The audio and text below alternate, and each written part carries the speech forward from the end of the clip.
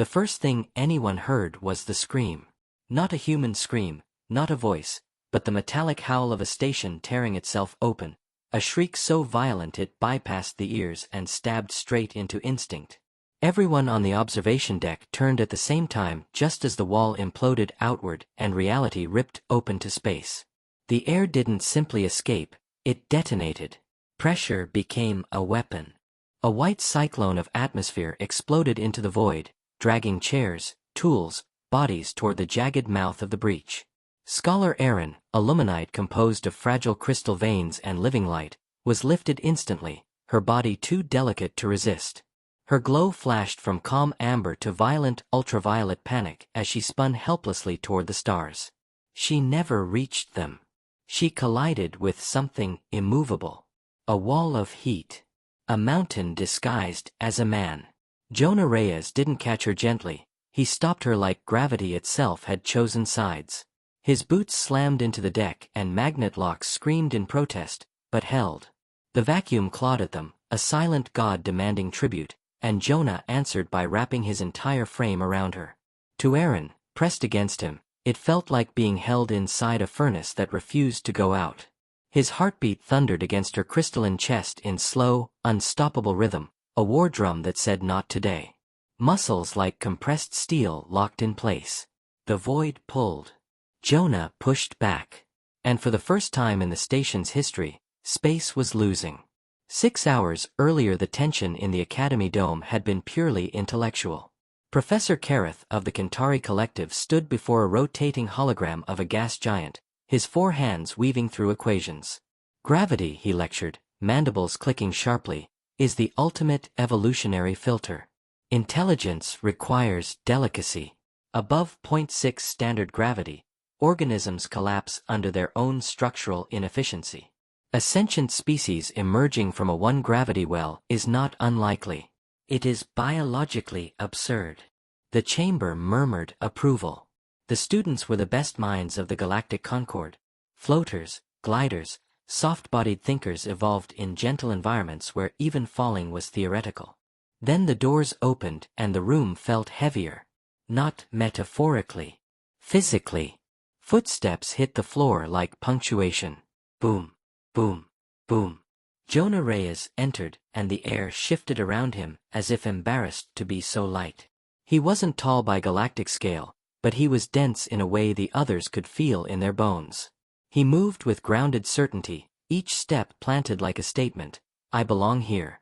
Sorry, he said, voice low and resonant. Gravity stabilizers were acting weird. Felt floaty. A ripple of nervous laughter fluttered and died. Professor Kareth turned slowly. Perfect timing, Mr. Reyes. We are discussing the impossibility of high-gravity sapience. Perhaps you can educate us. What is the gravity of your homeworld? Jonah dropped his bag. The impact rang like a hammer strike. Several students flinched. He shrugged casually. Earth runs about 1 g, 9.8 meters per second squared. Silence followed. Not confusion, shock. The professor's antennae twitched violently. Your skeletal density would require reinforcement. Your cardiovascular system would operate at catastrophic pressure. You would be biological siege engines. Jonah smiled faintly. That's the polite description. Some folks just call us Deathworlders.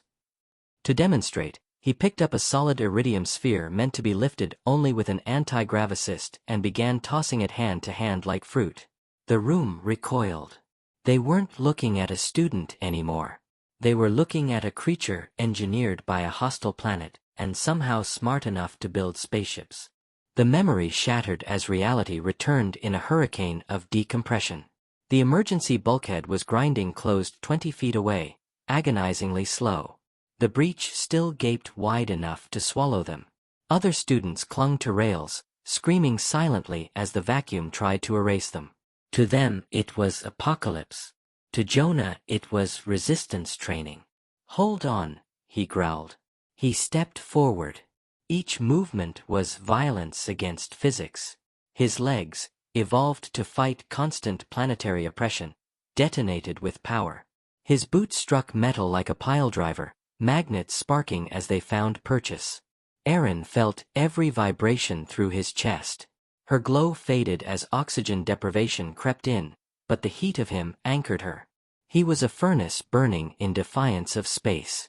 His heart pounded like an engine redlining. One more step. Then, another. He lunged just as the bulkhead slammed shut behind them, severing the void with a thunderclap. Silence rushed in. Not emptiness, safety. Jonah rolled onto his back, dragging air into his lungs, immediately checking Aaron. She trembled, light flickering, weak but alive. He kept a steady hand on her shoulder, grounding her. "Medic!" he barked to the frozen crowd. "Now." In the infirmary the lighting was bright and sterile. Professor Kareth stared at Jonah's medical scan with academic horror. "This is impossible. Your lungs should have ruptured. The strain alone, you moved 3 times your body mass against open vacuum."